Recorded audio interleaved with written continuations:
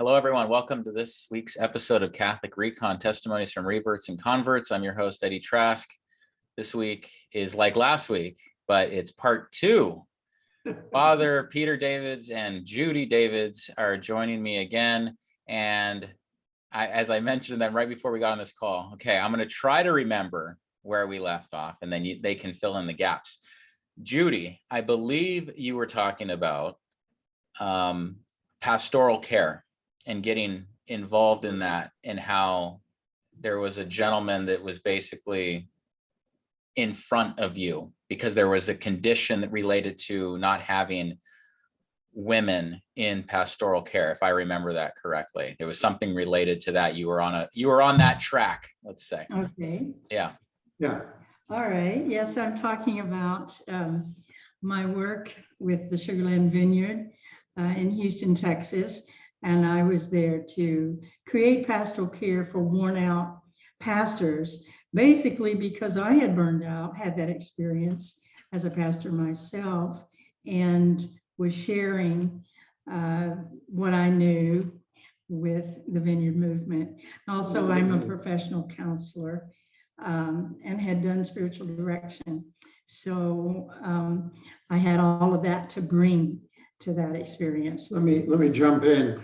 The Sugarland Vineyard at that time was pastored by the national director of the Vineyard Christian Fellowships in the USA, and the headquarters was in a small building right across the road from the Sugarland Vineyard. So where I had my office. So this was HQ for the denomination, so to speak. Yeah. Right. So I went about creating retreats for pastors and sharing what I had learned. The funny thing is, I was bringing in a lot of Catholic stuff that I wasn't even calling Catholic myself, because I'd done a lot of reading of the saints, and that had fed my soul over a period of 20, 25 years. And I was calling those things in, bringing silence, solitude, retreating, contemplative prayer into these retreats. Lectio Divina, because those were the things that had brought healing to me in my own burnout, having gone to a Catholic nun for a whole year, and she taught me all those things to bring healing into my life. And then I just passed that on forward to Vineyard pastors, not calling any of it Catholic, not realizing how close I was stepping towards the Catholic faith. Did anyone in that process say, hey, this seems out of the ordinary, or where are you citing some of these things? They just said this is beautiful, or they knew it was helpful, in other words? No one said a word, because the Spirit of God was bringing hope and help into those pastors' lives. Wow. From those experiences. Wow. They just received them with gratefulness. Wow. Yeah, what they said was, this was a lifeline for me. Yeah. Had this not happened, I might have ended up, who knows what, but at any rate. The retreats were very, very successful from that point of view. That's bringing true. Hope and help to pastors who were worn out. Yeah. And didn't know how to stop, didn't know how to go into silence and solitude and retreating. Yeah, it's funny. There was a little exercise that was done. When was this? This is a while ago. And I was with a group of people, and a priest, it wasn't an official retreat, but this priest that we were with, he said, why don't we do a little bit of Lectio Divina and then maybe some Ignatian spirituality, just being able to pause or reflect on something within the Bible, just very general, right? And I'll tell you what, the number of people that after 20, 30 minutes that were just tears flowing because they hadn't paused in so long. It was obviously tied to the reflection, of course. So for instance, reflecting on the agony in the garden. But you could also tell it was, in my case and in the case of a few others, no one had really paused in that dramatic of a fashion. And I've said this on other episodes, but and not to divert too much, but it's very difficult to pause when you're running from something. So whether you are steeped in sin or you have found that work is your life, whatever it is, you're often running from dealing with something. And so that's why I think the tears start coming. You're realizing, whoa, this can be healing. So yeah. I should mention, she might not mention it, but about a year into this, maybe a year and a half into this, she was ordained as a pastor in the Vineyard Christian Fellowships, the Association of Vineyard Christian Fellowships. So we're still in the early 90s there, or are we talking? Let's see, that would be 90. We would have gone there in 2002. We would have gone there in 2002. Oh, okay. And so this would have been about 2003, 2004. Okay. Something like that. And the other funny thing is, if you looked at her ordination certificate, they hadn't, while there was, it was okay with the board. I think it had been cleared with the board doing it. The ordination certificate has all male pronouns in it. Judy Davids, he, him. So it's a fascinating, fascinating little study there. Meanwhile, what I was doing is I was starting to teach at Houston Baptist University, that was doing adjunct teaching. Sure. And I was also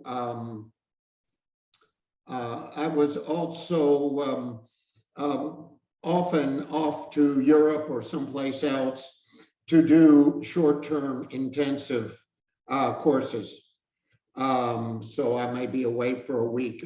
There were some times when my car spent more time in the parking lot at the Houston airport than it did in its garage, so to speak. But still, it was also during this time when I got into a course, was asked to teach a course where I was combining family emotional systems with spirituality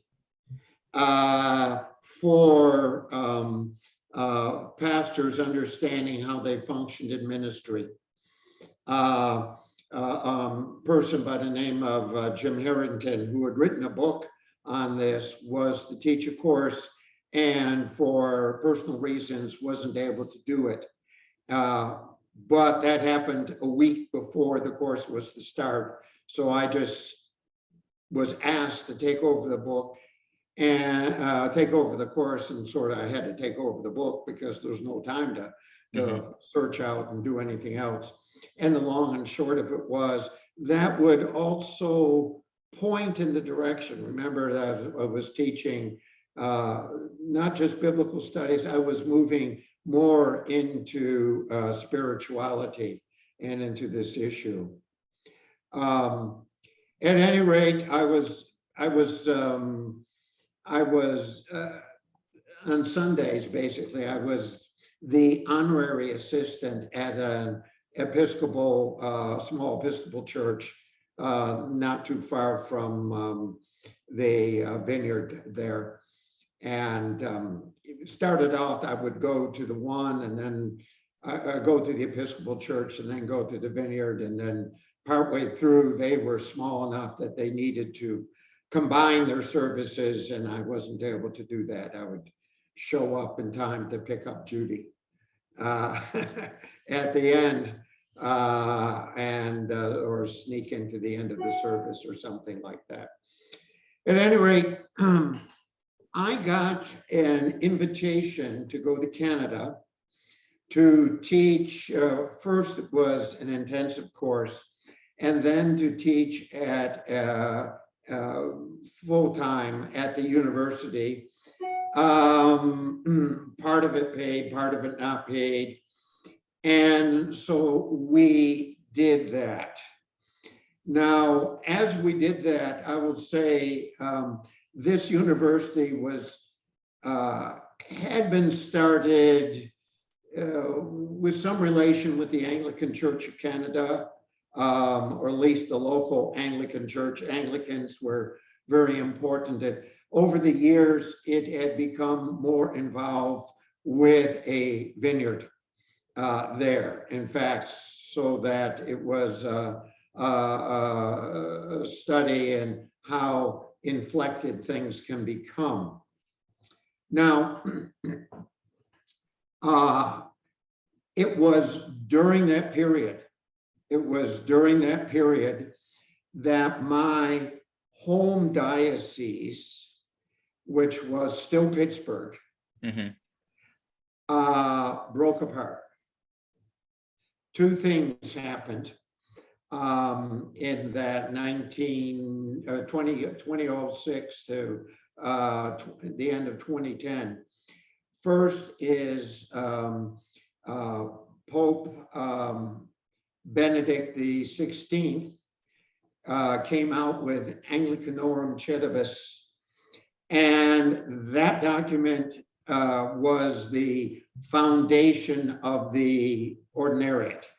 Now, mind you, you write the document and then you have to put it into action, and that takes a year or two or three.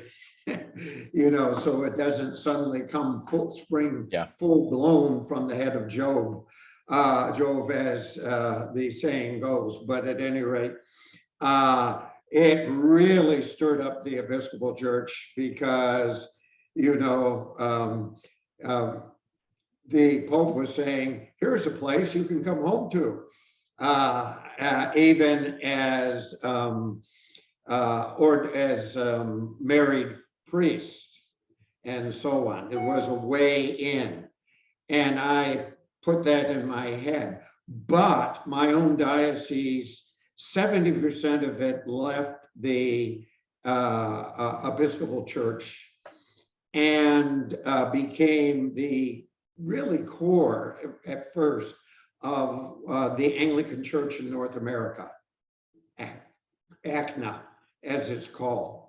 Okay. However, when that happened, on the one hand, I was doing a lot of ministry in the local Anglican churches in New Brunswick, Canada, and also sometimes in Maine, but at any rate, New Brunswick. And so I checked with the bishop there of Fredericton about it. And he said, I would prefer you stay with the Episcopal Church. So I did.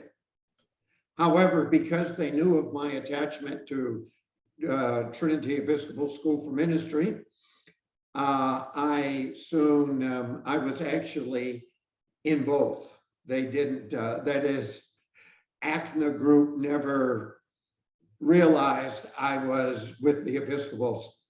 Now you're going to have to remind me, and probably a lot of listeners, what were the key differences between the two?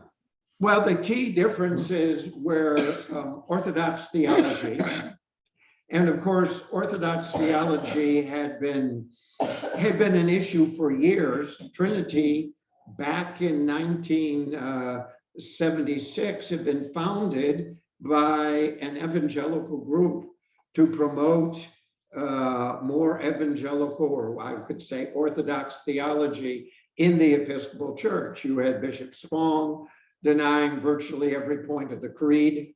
You had a Bishop Pike and some of his, shall I say, not so orthodox ideas. and others all over the place. You had the Bishop of Southwestern Virginia during that time was saying, we sing the creed, we do not say the creed, because basically what he was saying, we do not believe the creed. It's a So it's nice very, poetic document. yeah, so very, very progressive, very You had this, and it was okay. So much so that that's one of the reasons why I felt perfectly comfortable in the Episcopal Church, because they didn't seem to have any doctrine. They had a discipline. Got it.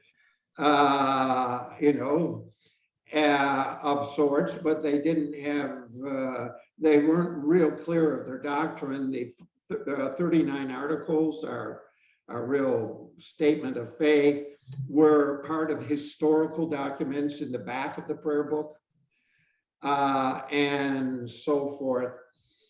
And that's where also the various creeds were, for the most part. And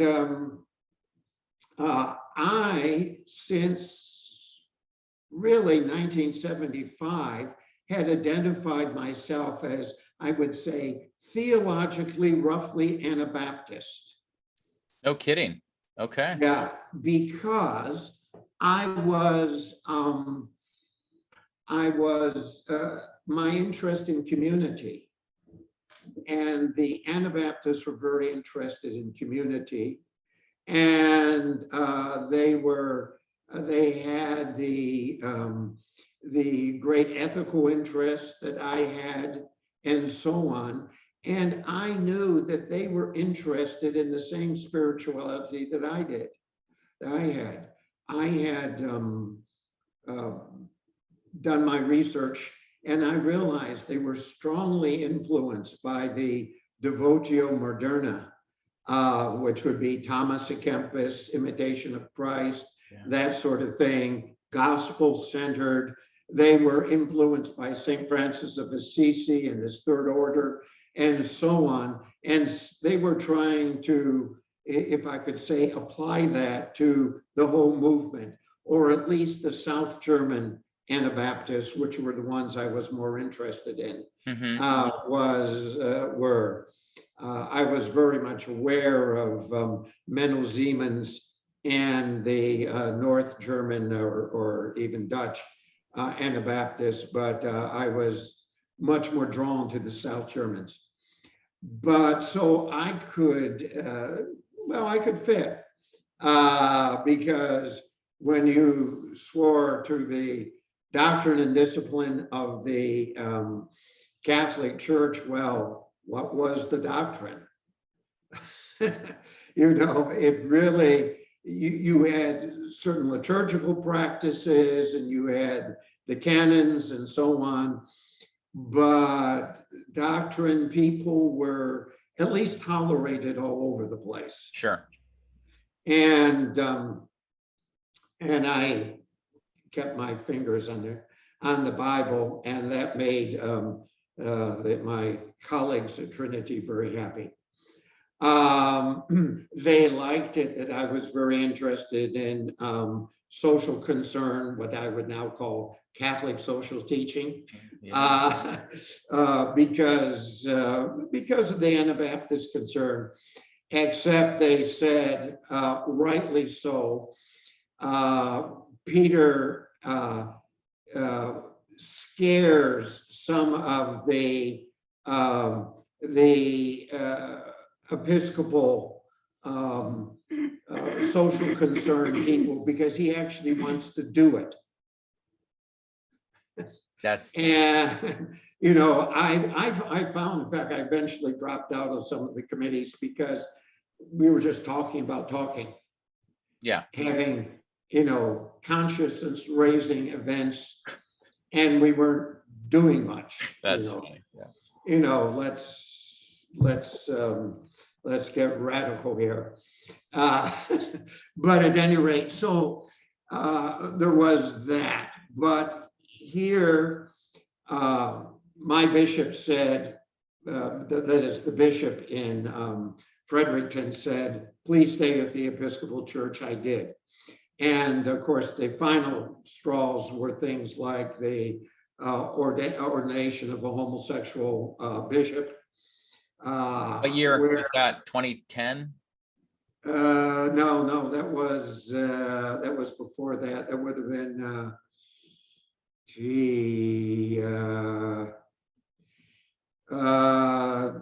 probably 07, 08, something like that. Got it. I Okay. have to look up the Gene Robertson thing. So there were a lot of big, There were a lot of big changes. issues there going on, and there's a lot of other stuff in the works. And so finally it came to a division. And at that point, I ended up actually recognized by both, but I had made sure that I had stayed with the Episcopal Church. They weren't kicking me out. And I was making a very Orthodox bishop, and New Brunswick was quite Orthodox. It had some high church and some low church styles in it, but it wasn't, theologically, it was basically Orthodox. Mhm.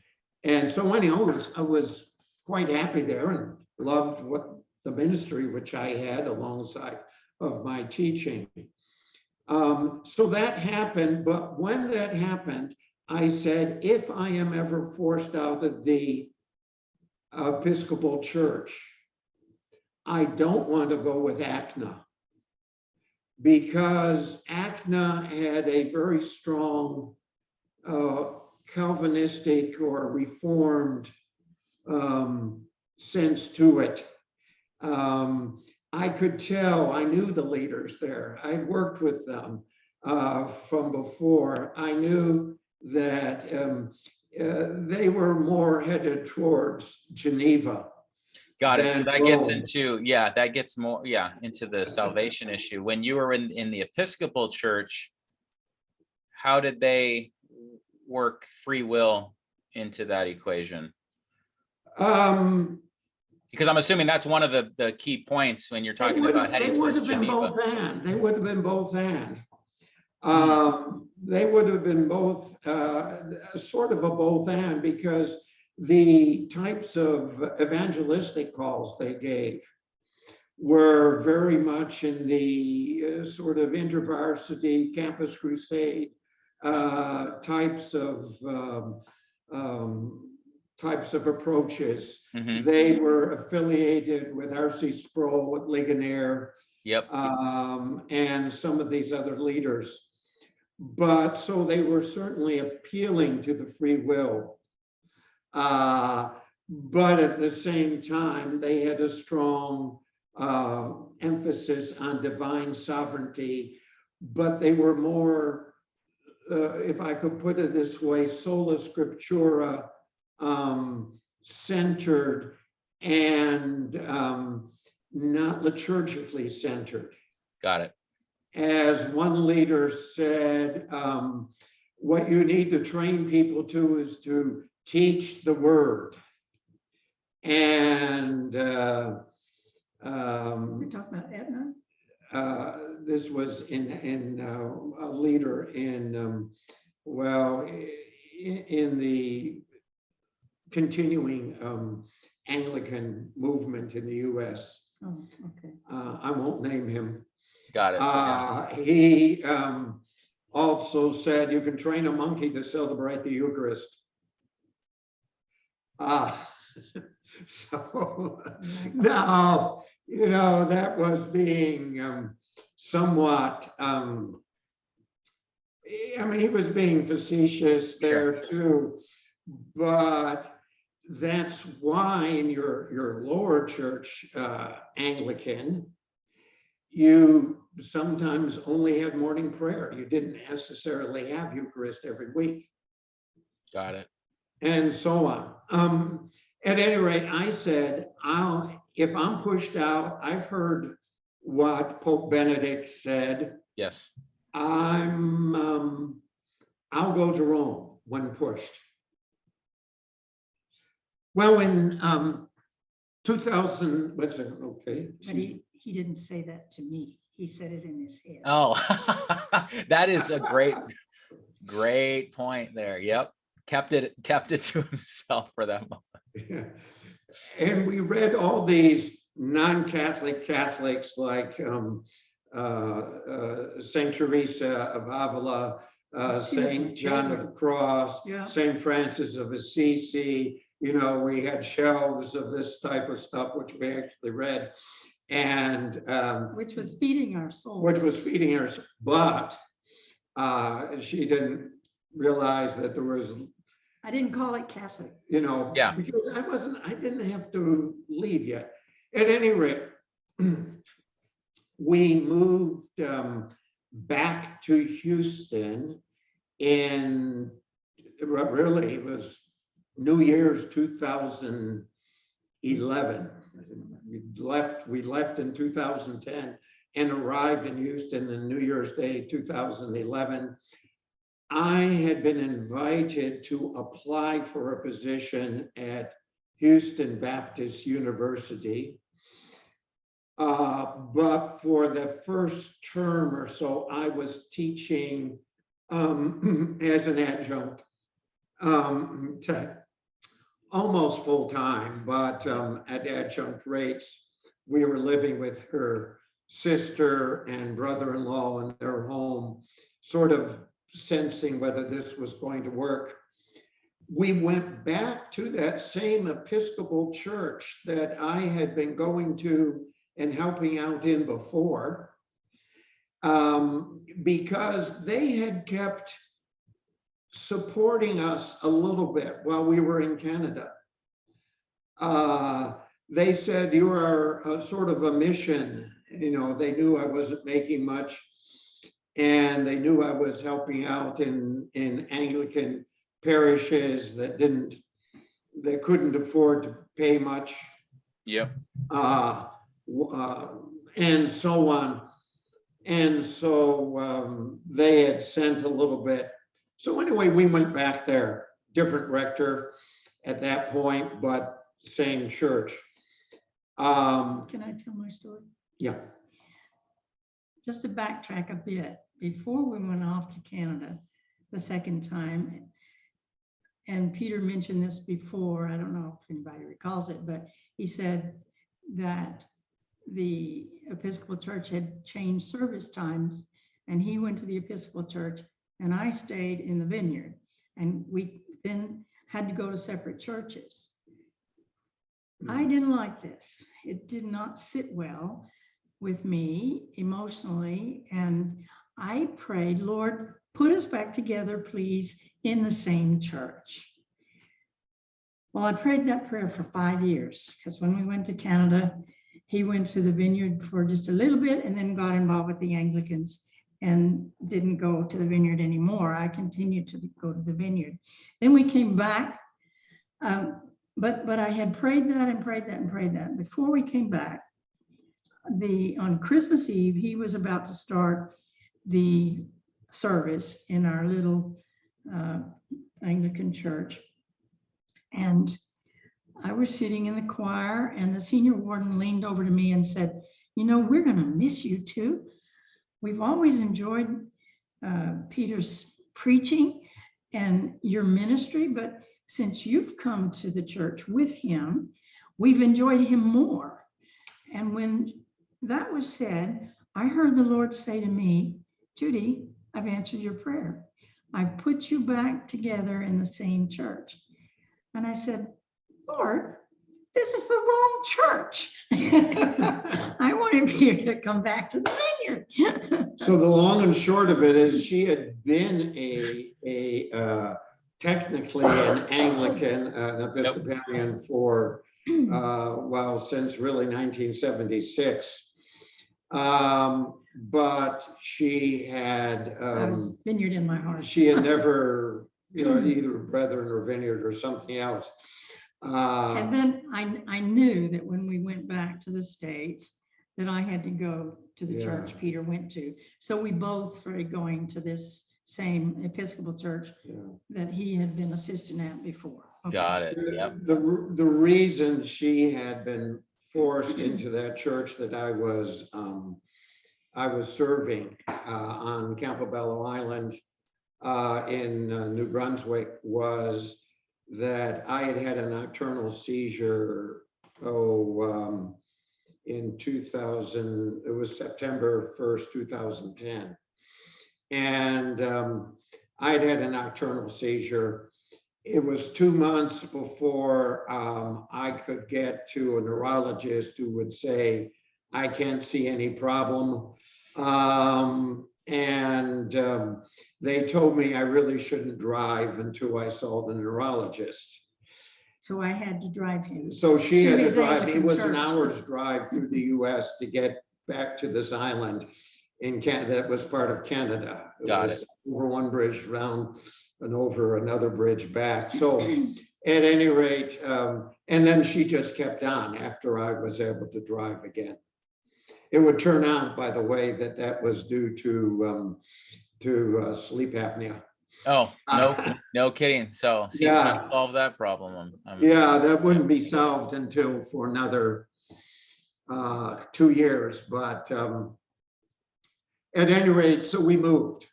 We're back in the Episcopal Church. I'm teaching at HBU, Houston Baptist University, also teaching at Houston Graduate School of Theology, which I had taught at some before we went to Canada. I would teach sort of one course a week at that school.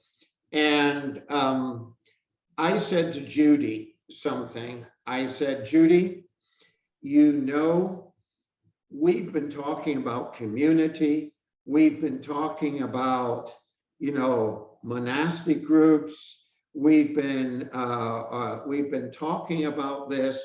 We need to settle down and focus on this and actually do something about this. We've bounced around a lot, but you've said you're not moving again from Houston.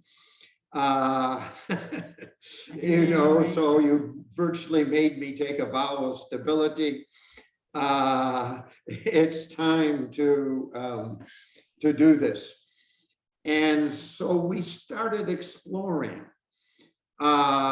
We looked at Third Order Franciscan Episcopal group, but they were over in Austin, and about that time I had my second seizure, a nocturnal seizure, and Texas bars you from driving for 6 months. And Judy was not going to drive 2/3 of the way to Austin to go to a meeting. We tried a Benedictine, Episcopalian Benedictine group.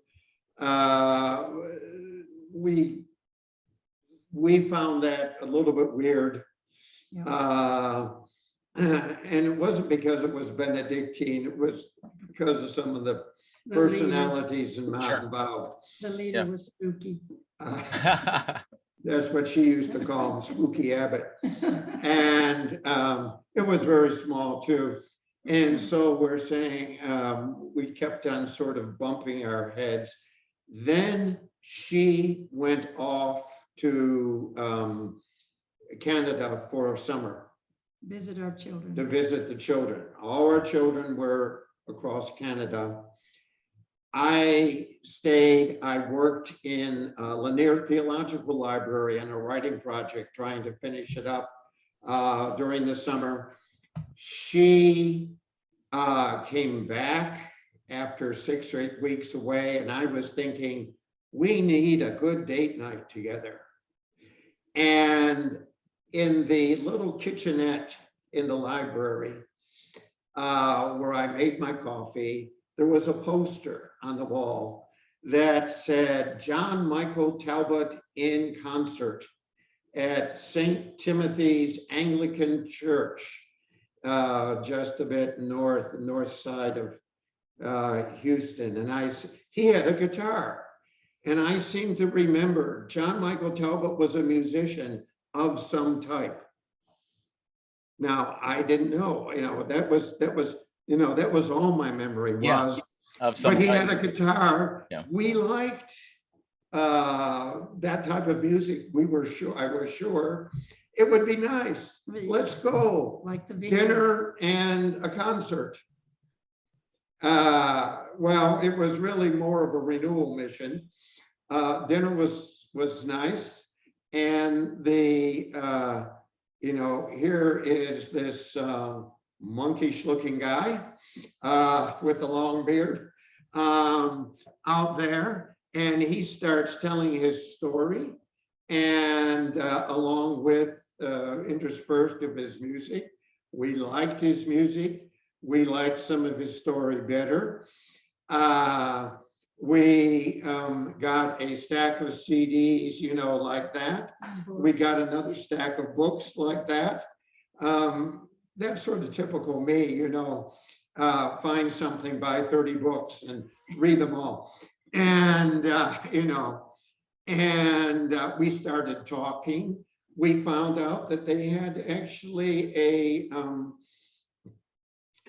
monastery very close to Lanier Theological Library, where I used to study. And, oh, that was nice, and so on. And what we did then is later that fall, we were having trouble getting in connection. Right about that time, the local cell group for the Brothers and Sisters of Charity was in a little bit of disorder. Mm-hmm. People had moved away and so on. But she said, this is, take it by the horns, Judy.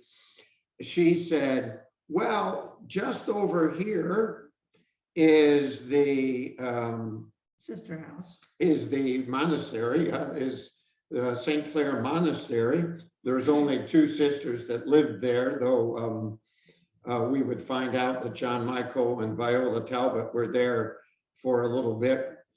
Let's call and see if we can go over and visit. And so she calls, and she said, fine, come on over. So after we were finished, we went over and visit for evening prayer. For evening prayer. John Michael and Viola were there. And can I tell the story of stepping into the door? Yeah. They invited us in, and we stepped into their kitchen, and Peter introduced himself as an Episcopal priest, and Viola says, well, a lot of Episcopal priests are becoming Catholic these days. And I went, oh dear, I wanted to back out the door. But anyway, we went in. The ultimate icebreaker right there. Yeah, the ultimate icebreaker. And John Michael, of course, says, kept saying to us over months, Peter, if you never become a Catholic, I will love you. And you don't have to become Catholic to be part of the Brothers and Sisters of Charity. When we express that. Yeah. And because of that, I could come in and enjoy the community and even their worship. When we had communion, I went to the altar like this, but it was rare. Well, the long and short of it is we did go to a cell group once or twice. In Houston, they had the regional for what's called the South Central region at Lanier Theological Library in their chapel, which is sort of built on a plan of a 6th century Byzantine Cappadocian chapel. Interesting. And the more I met, the more I thought, this is the community that we've been looking for. Mm-hmm. Monastic, love St. Francis. You can read all these other people. John Michael would come up and say, Peter, have you seen this new thing from Evagrius that's just been published of Evagrius's work, and so on. so forth. And they had charismatic side, and we were comfortable with that. Anyway, it was great. We thought they sang, they chanted the evening prayer and morning prayer and Beautiful. and all that sort of stuff. And so after that, I really on our way home, I talked to Judy and I said, you know, we need to become postulants. And so we filled out the forms for postulancy and sent them on in, and started doing the reading and so on. And we went a time or so to the cell group. Summer was coming on. That would have been just before summer. She was going to make her trip To Canada again. to Canada again. The kids, yeah. Children. I would keep working, doing some work during the summer. She, on the last time we went to cell group, we came home, we were driving home, and I realized I had been struggling with the issue of not being able to take communion. And as we were driving down, I know exactly which street it was driving down, I said to the Lord in my silently, I said to the Lord, In his head. all right, Lord, I give up. I know you're calling this to us, because Judy was the one, the strongest one on the one we're called here. I love the brothers I and sisters know of you're charity. calling us here. I buy it, you know, I'll suck it up and, you know, go forward and, you know, not for a blessing and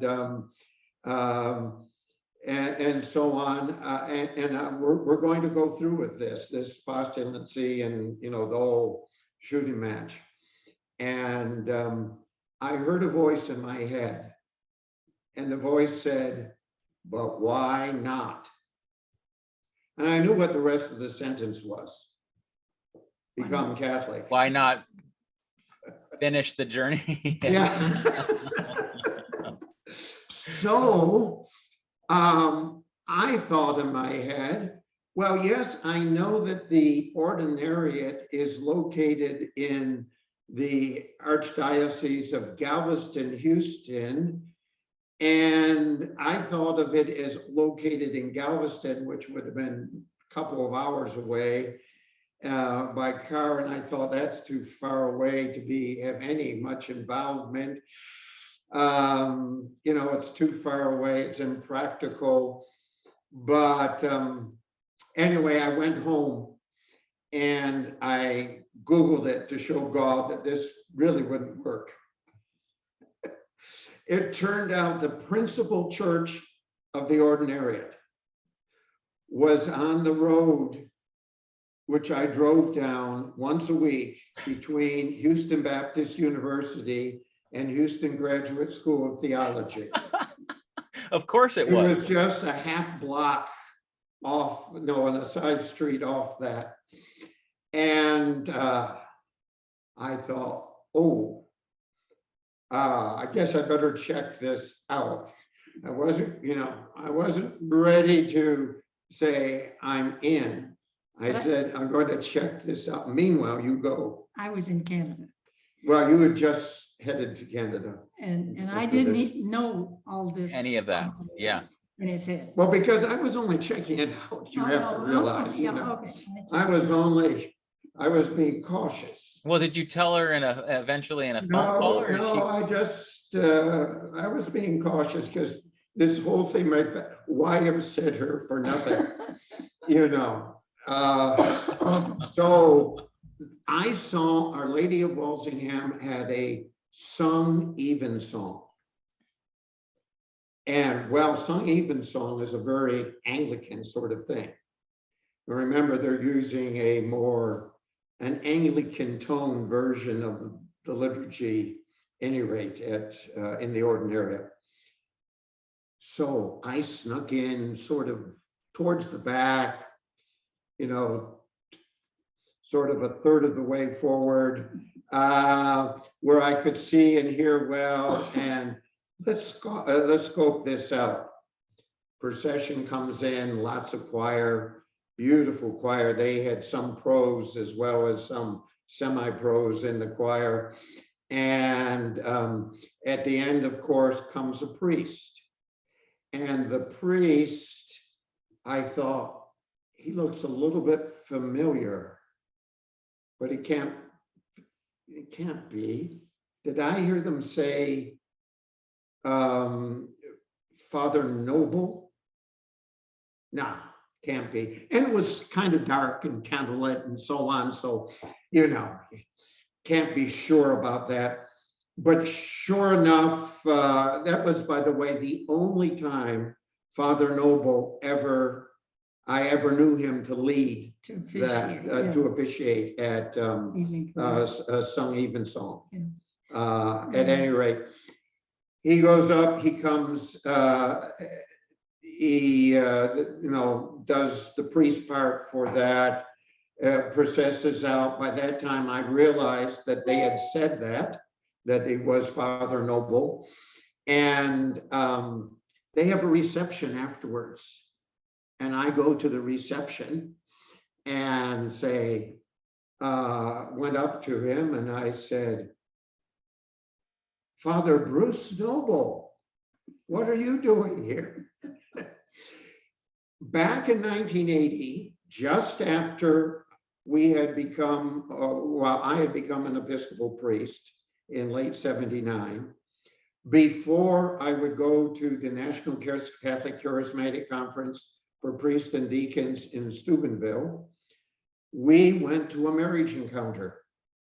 That marriage encounter was led by Episcopal Father Bruce Noble. Wow. An Episcopal priest. Father Bruce, and he impressed me. He talked about confession. He did a number of things that really impressed me. And I knew he was single. He was a celibate priest. I think he mentioned that he had a brother who was also a priest, a twin brother, who was also a celibate Anglican priest. They were actually from Australia. And he got us involved in Episcopal engaged encounter as a presenting couple. Yeah, which was a good experience. And then disappeared from the Episcopal radar. Nobody said nothing. Well, he explained to me what had happened is that they had been gone to Houston, been received into the Catholic Church, and had later been ordained and had been working as chaplains in hospital chaplains and so on. He and his twin. Who by that time was deceased by the time we got there. Yeah. So then here you are 30 plus years later running. 30 plus years later. And he's a Catholic priest. And I mean, he's the guy I trust, He's the guy that had, had great times with.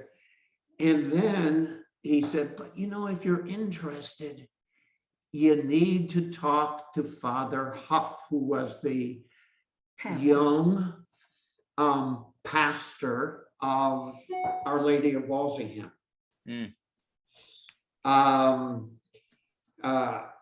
Well, okay. I said, okay. Made an appointment. Meanwhile, she's traveling across Canada. Did not tell me a word. No. Again, got to check this out. And Father Huff is tall, slender, and of course is dressed all in black. He was then what, 30, probably below 35, maybe 35. He had been ordained, he hadn't been ordained too long as a Catholic priest. He and his father were ordained Catholic priests. They had both been Episcopal priests. They had been ordained as Catholic priests in the same service. It was the first time in 700 years that a father and son had been ordained together. Wow. At any rate, but the long and short of it was, he went through his list of impediments, possible impediments, and found out, no, everything's okay. He says, but you don't have a community. We were supposed to have a community and come in with a community. Got it. Okay. You know, the little Episcopal church I was in, I might have been able to gather a few from there, but it certainly wouldn't have been very viable. And secondly, I wasn't going to destroy the church that had been it would have so good to me. Yeah.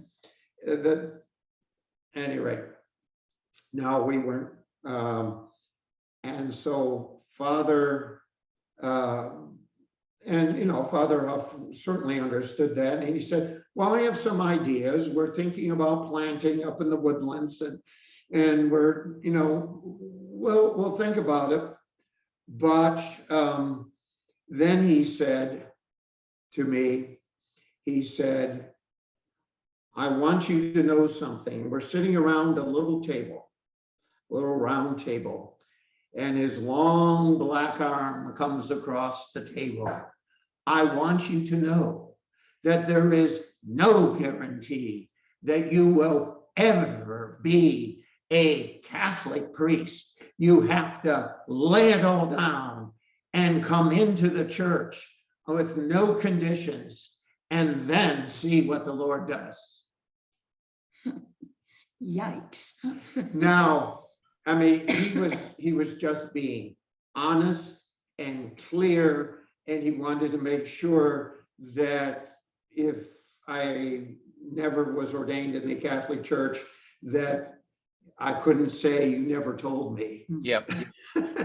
And I said, fine, took the list of documents that I had to produce and so on, and shook his hand, walked out, and got in my car, headed down towards where I would bend off towards Houston Graduate School of Theology. Uh-huh.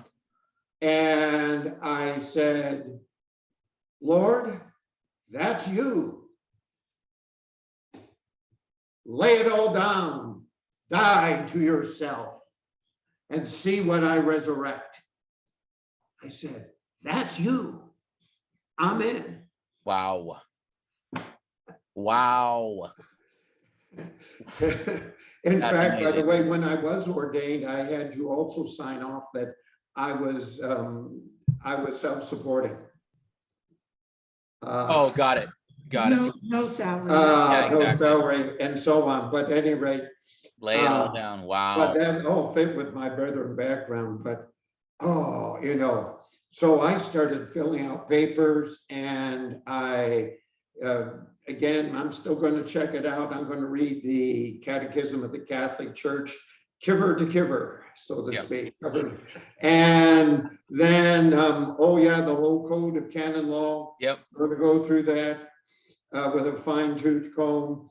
And the more I read, the more I liked it. And then all 16 documents of Vatican II carefully, and so on. So I said, hey, this is what I believe. It isn't changing anything. Yeah. It's finding more words for it. Wow. Yeah. It's filling it out. Yeah. 20, was that 2013? I'm trying to remember. This would be 2013. Let's see, 13. 2013. Yeah. This would be towards fall of 2013.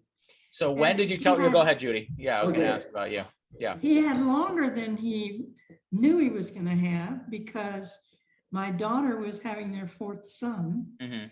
and she almost died in the hospital. And so I stayed longer with her than I would have, or I planned to. But you went on to Elaine's. Oh, right, I went on to Elaine's as well.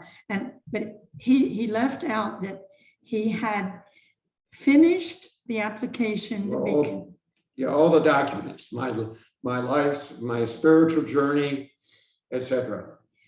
But he lacked one thing. So he emailed me and said, I finished filling out the application to become a Catholic priest. I lack a letter from you written to Pope Francis endorsing my becoming a Catholic priest. And I said, what? Oh my goodness, I just kind of blew up, because Yeah. my father had taught me as a little girl that Catholics were heretics. And I had a huge, just plain emotional reaction against the word Catholic. Although in my head and really in my heart, I was there doctrinally. And the saints, writing of the saints, had been feeding me for 20 or 25 years. And I had really been becoming, in a way, more and more Catholic. But I didn't know it consciously because I never named it. I didn't use that word ever. Yeah. And then suddenly he used it and wanted to become a Catholic priest. So I could not handle that. But I went to Vancouver, where our son lives. And at the same time, I visited my friend who used to live right across the street from us when we lived there. And had been your doctor. She'd been my doctor. And had been a grown-up Plymouth Brethren. Yeah, so she had a lot of history that was just like mine. And she and her husband had just become Catholic.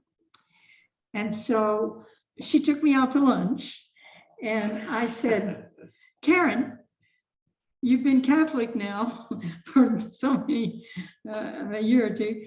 Do you still have your faith? And she laughed at me. And so I told her the whole story, that Peter wouldn't become priest. And she encouraged me, and she said, you know, you don't ever have to become Catholic yourself, but you have to write that letter. You have to support your husband in his spiritual journey. And that made sense, because as a wife, before God, I wanted to support my husband and submit to him. So she greatly encouraged me to do that. Wow. So I went home, went to my spiritual director, asked her the same question, and she told me the same thing. You can become Catholic slowly over the next 20 years, or you don't have to ever become Catholic, but you have to write that letter. I went home that afternoon and I emailed John Michael Talbot. I told him the story, and he emailed me back immediately, and he said the very same thing. Judy, I love you. You don't ever have to become Catholic, but you have to write that. So I wrote the letter to support my husband to become Catholic. And I was thinking in my heart, well, I'll never become Catholic. You know, that's not for me. Catholic is just not my thing. And yet it really, really was. I just wasn't admitting what had happened to me for the last 20 years. Now, how did that transition happen? Because you remember how you said, it's the wrong, you know, thank you, Lord, you answered my prayer, but it's the wrong church. I just think, once again, you're like, well, thank you in a sense, but it's the wrong church. Okay. So how did that transition? That was late August, was it? Yeah, that would have been late August. Anyway, October or. Yeah. October, we were the very beginning of October came. Yeah, we were going to go up to the national gathering of the Brothers and Sisters of Charity in Berryville, Arkansas. The day before, we went to a park that we always go to. We did our 4 laps, we stopped and did exercises. But at one point, we were walking down this path and I heard a noise behind me. And I turned around, Peter stopped, we looked, all 16 ducks of the park were lined up in a single row following me. Quack, quack, quack, quack. And So Peter said something, well, you must look like their mother duck or something. We laughed and laughed about that. The next day we flew to Berryville. We got in the car with some people who picked us up, and we were telling them our life story. And the lady who was driving said, well, Judy, you've been becoming Catholic for a very long time. I said, no, I've just been learning from the Catholics. She said, oh. So Peter told part of his story, and I told some more of my story. The other lady in the front seat turns around and she says, walks like a duck, talks like a duck, is a duck. That almost killed me. So we laughed and we laughed, but then, you know, we went through the conference during the next 4 or 5 days. And on the Saturday, the last whole day of the conference, Mass, and Bishop Taylor was coming and doing the Mass. And during the Mass, Psalm 95 was read, and it said, when you hear God's voice, listen, harden not your hearts. And then John Michael started playing a song that he had written, I Surrender. And I suddenly realized, yikes, I have to surrender. I have to become Catholic. So I made my decision during that Mass with many tears, and Peter looking at me like, what's going on with her? Well, I could. Unbelievable. But I wasn't going to assume. Yeah, so Yeah, said, yes, Lord, if it's you, I'll even become Catholic. So I went home and joined our RCIA. Well, no, you didn't. Our version of it. Yeah. But what happened was I would see Father Huff a little bit later. I think we started sometimes attending the Sunday evening Mass, the Vigil Mass, Our Lady of Walsingham. Yeah. Just again, so that she would have some of the experiences I had had. At any rate, Father, I said, you know, we really should start looking at RCIA. Somebody in the Brothers and Sisters of Charity had said that, and Father Huff said, no. He said, forget RCIA. He says, I'll meet with you a few times. So he met with us 5 times. Yeah, he met with us 5 times. And we went over the 11 doctrines that one has to come to grips with as an Episcopalian to lay down and receive the Catholic version of those. And so we went through them all. And even one time during those 5 sessions, I dissolved in tears because I saw my own earthly father's face as we were talking about the authority of the church and laying down sola scriptura that I had held to my entire life very, very firmly. And I just realized I feel like I'm betraying my own earthly father. It was just an emotional thing because he had led me to Christ, and I didn't want to betray or throw away anything that he had given me. Well, I didn't have to really. I just had to have a little fuller appreciation of the whole picture to become Catholic. Well, as Peter said, it's what you were saying about the catechism cover to cover. You know, Catholicism, you're invited to discover Christianity cover to cover, and that's, you know, kind of filling in those pages, really. I didn't read the catechism, but I read all 2,463 summary paragraphs of the catechism. And my experience of reading all those summaries was, this is just scripture. This is truth. This is also true. This is scripture. So I realized I believed it all. Yep.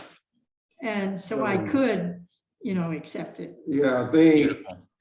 just before we made our first confession, I mean, literally minutes before, Father Huff was late coming out of the meeting. When he came out of the meeting, there was another priest with him. The other priest was Monsignor Lopes from Rome, Okay. who handled all the files for the ordinariate, and they had been working on the liturgy. The long and short of it is that I shook his hand. They introduced me, Father Huff and Monsignor Steenson, who was the ordinary, who was also in the meeting. Now that'll be critical because we did our confessions, and we set up the time as the 16th of February that we would come into the Catholic Church. That was because she was the main speaker for the Daughters of the King in the Episcopal Church, the Diocesan Daughters of the King conference meeting in the Episcopal parish that we went to that time. And so we felt that she should at least finish that out. And the day after that, Father Huff would leave for Rome, taking a pilgrimage and so on. We had worked this out also with our rector, with the rector of the church, who had said to us that he was very positive. And he said, I asked only one condition. He said, the one condition is that you come back to the church the week afterwards. Oh, okay. Okay. So the long and short of it is she gives that final talk on the Saturday. The Sunday we show up at Our Lady of Walsingham, and we are received into the Catholic Church.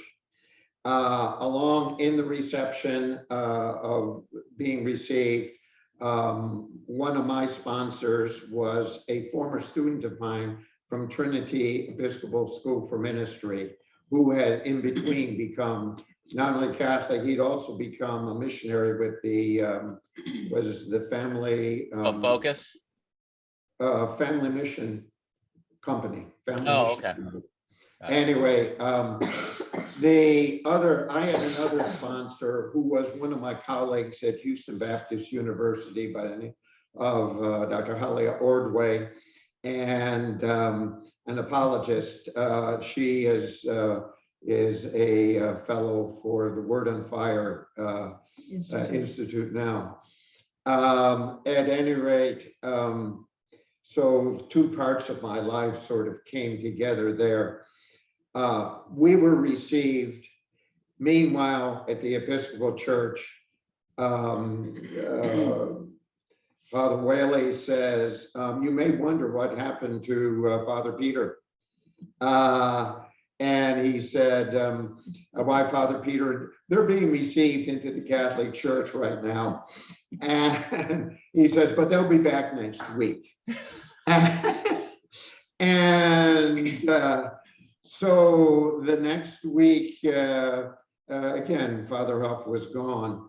The next week we were received back. And we did go back. We had gone to the Vigil Mass. We went over to All Saints for the Episcopal. We went forward, of course, for a blessing, not for communion.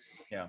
But at the offertory, he called us forward. He says, I want you to come forward. And we went forward, and he says, now, any of you who want to come and, lay hands on them, and I'm going to pray a prayer of blessing and sending on them, and we're going to send them out as with our blessing. And then there was a sort of a cake and punch reception after the service. So our Episcopal Church blessed us to become Catholic. Yes. And then Meanwhile, what we didn't know is when Father Huff had landed in Rome, Monsignor Steenson had met up with him, who was going to be part of the pilgrimage too, and he said, at a meeting yesterday, the head of the Congregation for the Doctrine of the Faith announced to us that we need to set up formation programs. And he said that America was going to be first and was going to start this fall. Yeah, okay. And he said, I'm too busy. You know, I'm trying to manage this thing. Plus I'm teaching part-time for University of St. Thomas. No can do. What about you? And Father Huff said, well, first, of course, he didn't have a doctorate. And secondly, he had a church that was growing by leaps and bounds. And a very young family. And a with young family. 3 little children. And he said, but we just received the person who could do it. And Monsignor Steenson had met me that one time. He had said to me, and he knew my writings as a biblical scholar, and so on. There were some other connections too, but at any rate. And so at the final meal that they had with where Monsignor Lopes, now Bishop Lopes, was present, Father Huff said, you know, we need to do this, but we don't, the only person we have is, we, you know, just came into the church, you know, Peter Davids, and he, but he doesn't have a congregation, so we can't get him ordained. But he has the academic background, you know. And Monsignor Lopes looked across the table and said to him, Chuck, there can be exceptions.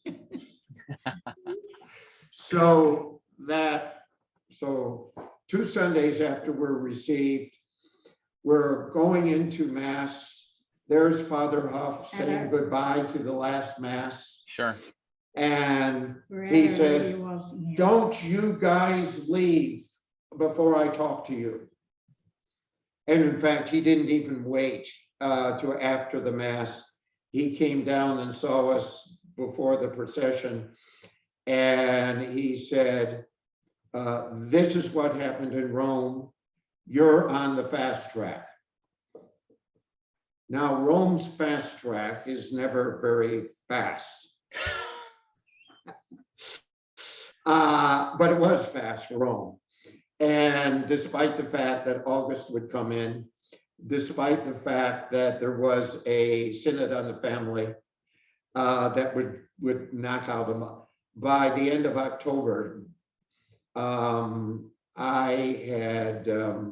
was approved to submit my final papers, and in December. Actually it was in November, just before Thanksgiving, the rescript, what's called the rescript, came through, which means that Pope Francis had signed on a piece of paper that asked that I have permission to be ordained under the terms of Anglicanorum Cedibus, although married.